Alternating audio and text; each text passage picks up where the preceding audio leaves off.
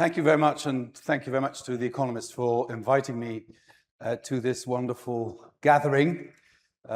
Indeed, I was responsible for the Green Deal, but before that, I served in the European Commission for 5 years as first Vice President, and I want to do a shout out tonight to my great friend Dimitris Avramopoulos, who's sitting here at the table, who's become my friend and was my dear colleague in the Commission at the time. And I have to say something about that period because we were just listening to several ministers and the governor of the central bank about Greece's successes. But Dimitris and I served in a commission when Greece was on the brink of huge problems. I remember distinctively 2014, but especially 2015, when there was pressure from different sides in Europe to reconsider Greece's membership of the Eurozone, which would effectively have ended the existence of the euro had that materialized. And I'm proud to say that not just Dimitris, but also Jean-Claude Juncker was extremely firm in saying, this will never happen on my watch. And I think when he said that, that had exactly the same effect as when Draghi said, we will do anything it takes. And I think we can say now that was the wisest decision that Commission made, and I'm proud to have been part of that team together with Dimitris. Now let me turn to the Green Deal. There is a famous anecdote told by John Major when he recounted his meeting with Boris Yeltsin.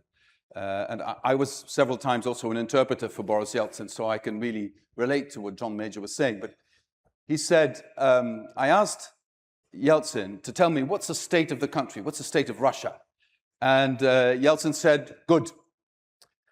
And then John Major said, well, Boris, that's very succinct, just one word. Could you say it in a couple of words? And then Yeltsin looked at him and said, not good. And I think you could say the same thing about the Green Deal. Is it good or is it not good? I think much of the legislation that was decided in the last couple of years stands firm and will not be challenged and will continue to transform the European economy and the European energy sector.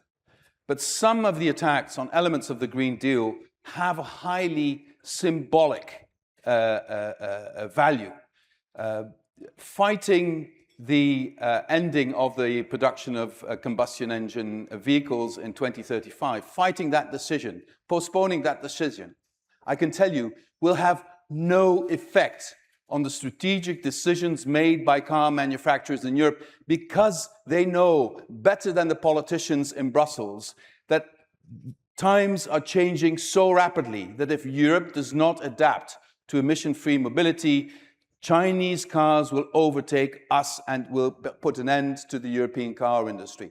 It is innovate or disappear for the European car industry. And I think to innovate is essential because I see a very, very bright future for the European car industry, but only a car industry that understands that you have to offer people mobility at much lower prices, mobility with a much smaller footprint. And this way is led by Koreans and Chinese especially right now. And I think we would be well advised to learn that lesson very well. The idea in Europe is that we have the best engineers and that making something that is extremely complicated is beneficial. You know, many of the engineers in our car industry rejected the electric mobility because it's too simple. Whereas the Chinese reasoning is exactly the other way around. It's good because it's simple and it will become cheaper at the end of the day. And consumers in Europe are like consumers anywhere. They will buy good mobility cheap if they can. And that is what needs to be understood. So in that sense, coming up with a symbolic measure of postponing the elimination of combustion engines, it might offer some political comfort, but it doesn't change reality for Europe. And I think this is across the board what's happening right now. There's a gathering of the center-right, I think, in Zagreb these days.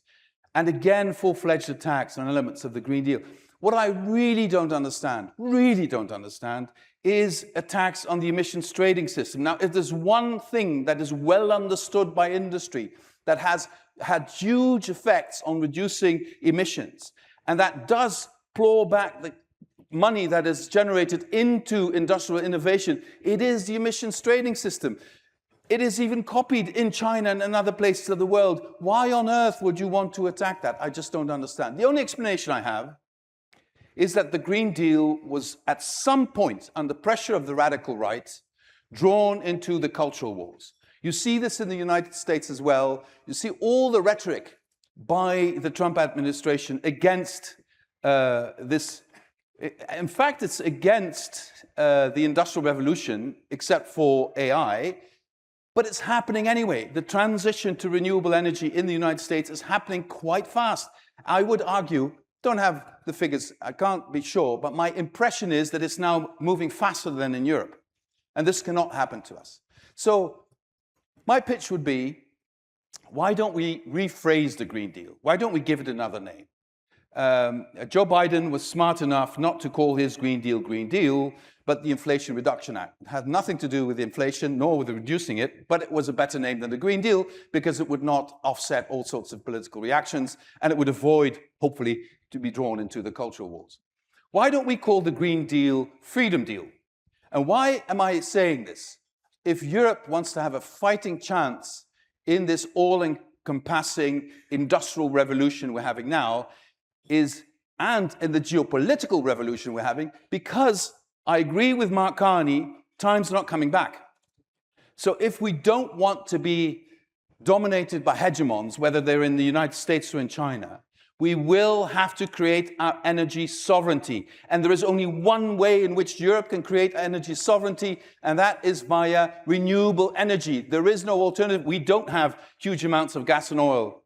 We need to move towards sustainable energy, and that's a combination of all sorts of factors. It does include nuclear, it does include hydrogen, but it is based on renewable energy, solar and wind, and Greece understands this perfectly well. And I think if there's one thing I miss, the governor spoke about the need to complete the banking union. The one mistake Europe made in the last 20 years is to not force through an energy union. Had we had the energy union now, we would not be in this constant situation of what I would call moral hazard between member states. This idea that if I'm good friends with Putin, I can get gas cheap. If I suck up to Trump, he will give me gas cheap. It doesn't work like that. At the end of the day, sucking up to people who think they can bully you never pays off. You saw last week on Greenland, Europe showing a bit of a spine immediately had the positive effect. And I think that's the only way forward. We need to end our dependency on imported fuels, on imported fossil fuels, until we're there. And that's going to take a long time. We need to diversify our supply sources, both in terms of energy, but also in terms of our economic dependencies. That's why people are going to China. That's why people are going to India. That's why all these trade deals are sought and found. But the biggest problem for Europe is a lack of unity. I struck deals with John Kerry and Xi Jinping at the summit in Glasgow and other COP summits, deals that actually had a huge effect. I could only do this on behalf of the EU because we were united, and they knew that when I said something, I said it on behalf of 27 member states. And I think this is the situation we need to create in the energy sector. We need to create it in terms of trade. It's already there in trade. And we need to create it in new economies that we're not ready for. What are the economic choices and industrial choices Europe is going to make in the next decade? There's no clarity on that. How are we going to catch up with everything that's happening on AI, etc.? We will, you can do two things. You can say to the Americans or the Chinese, we'll tag along. But given the fact that both systems now look for hegemony in their part of the world, you will become a vassal state if you can't develop your own capacities in that area. And will those capacities be of lesser quality initially than in the US and China? Undoubtedly. Do we then still do it? Go in that way? Yes, we need to do that. And the example I want to end on, where it worked extremely well, is Airbus. We never thought that we could create a conglomerate on a European basis for building commercial airlines, and we thought we would be, at the mercy of Boeing and other, McDonnell Douglas at the time, and other American constructors at the time. We beat them now with better airplanes, better commercial opportunities, better innovation. That is my example of what Europe needs to do. But the only thing holding us back is the lack of unity. If we stay divided, the situation is not good. If we find unity, the situation is good. Thank you.